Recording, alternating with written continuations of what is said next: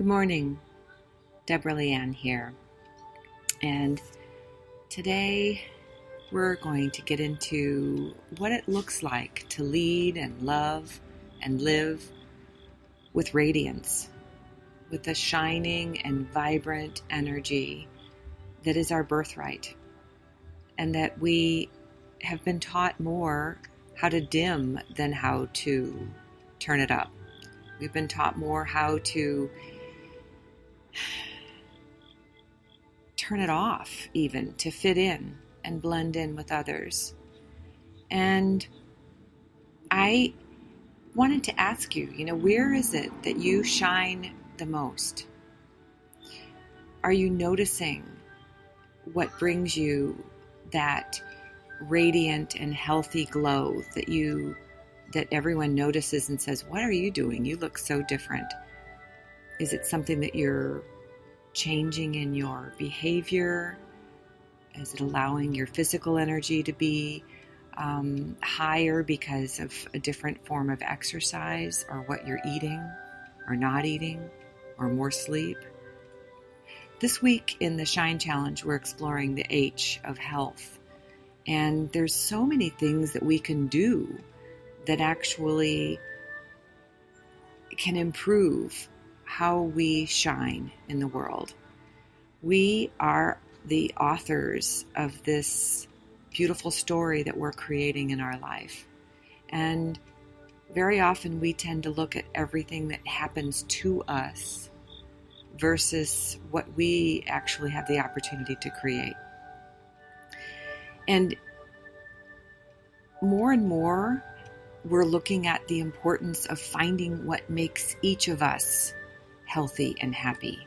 Just because we read about a diet or we hear about someone's success with a certain form of way of eating or not eating, we tend to try to copy that, and it may not always work for us. I think if we can find out to listen how to our body, what is it that our body wants from us, wants more of, less of, what feels really good. Right now I'm sitting in the sun and feeling this beautiful cool day with the breeze on my body and my legs and my arms, but also feeling the sun starting to radiate as it gets up over the trees, and listening to the cicadas and listening to the birds. It's what makes my system just glow with joy, with happiness, with a sensual pleasure that all feeds me. And more I'm realizing that certain foods just they don't feel good in my system. They sound good, I'll take a bite, and it doesn't make me feel any better, even though I felt like I really wanted it before I put it in my mouth. So looking at the energy of our systems and what is it that we want, and tuning in to what it is that we want, and then making that happen. Do you want to feel embraced? Do you need to go find someone that you can ask to just give you a big hug? Or do you want to wrap your own arms around you? Or do you want to go get into a bath with beautiful essential oils and allow the water to envelop you? If you want to feel that, if you know it would feel good in your system, then create it. In the write-up before beginning to record, I spoke about there's certain places and spaces and groups of people where we do shine more than in others. And I'm wondering if you're starting to be aware of how that is for you. Because that's also a part of our health, who we surround ourselves with socially, energetically, relationally. And what I realized is when I was my happiest, especially the first half of my life, was when I was in a place of solving problems and fixing things for people and diagnosing and troubleshooting and supporting them and seeing how they could run their businesses better. From a place of diagnostics, from a place of strategy, from a place of training and consulting. And it lit me up. It was brilliant how I enjoyed advocating and supporting and helping another be their best, to make their dreams come true with their businesses.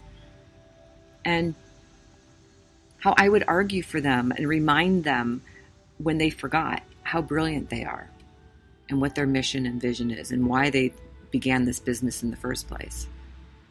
And how often do I do that for myself? How often do you do that for yourself?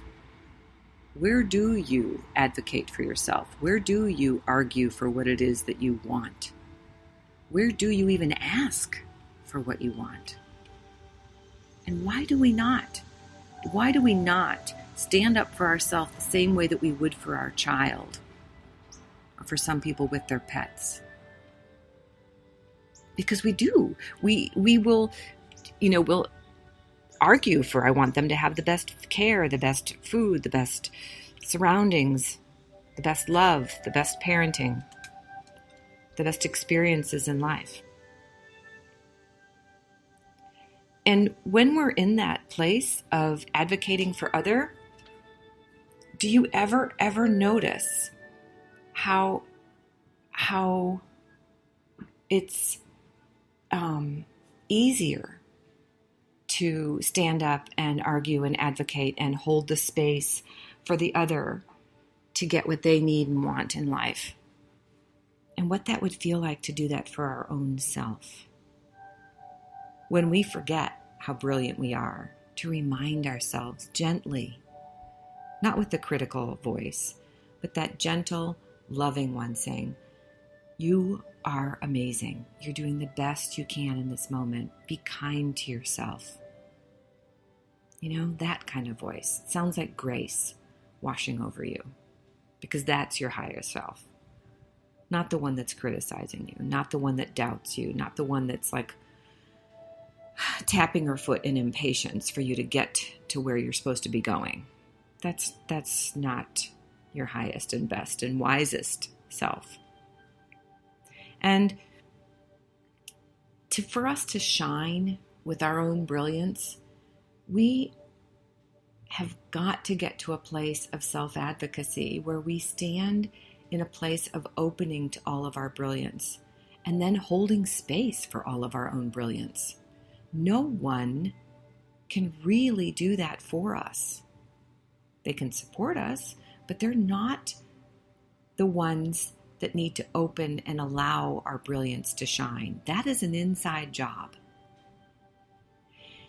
And one of the things that I heard yesterday, because I listened to all kinds of teleclasses and video blogs and various different sources of wisdom that I want to add to my very full toolkit. And this gentleman was speaking about how to create the real intimate, deep love that we all want with another. And what he said was, it's really owning all of those places that we never want anybody to see. It's really opening and loving shame, the parts of us that we used to feel ashamed about or guilty about or less than accepting about. And when we can do that and we bring those forward, just like we bring forward our open, shiny heart, we bring the less than shiny parts too. And that is how we create the deep, loving, sacred love that we're all, well, I don't know about all of us, but I know I am deserving of and ready to invest in, right? And it is an investment. It's a risk. It's how my heart sees it. And actually, it's probably less of a risk and it's more of a choice. And there's nothing that can go wrong because no matter what happens, the love that will come from that place of self-love will be beautiful in itself. And if it allows us to connect more deeply to another in a love relationship, so be it. And so where I'm coming from is noticing where it's easier for us to step into our element and shine with our brilliance. And noticing where it's not. Where is it that we feel like we need to cover up our shine because we're scared or afraid, or if we're too shiny that person won't love us? Or I need to turn on and shine really brightly because they won't love us. And then it's coming across as false.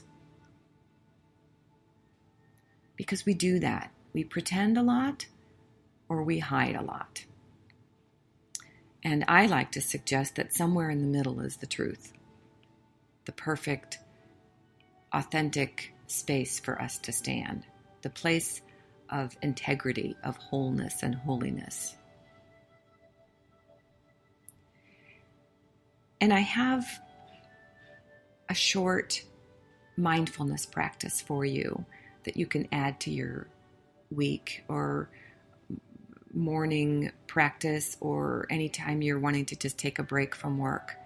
And that is to really tune in and see your light.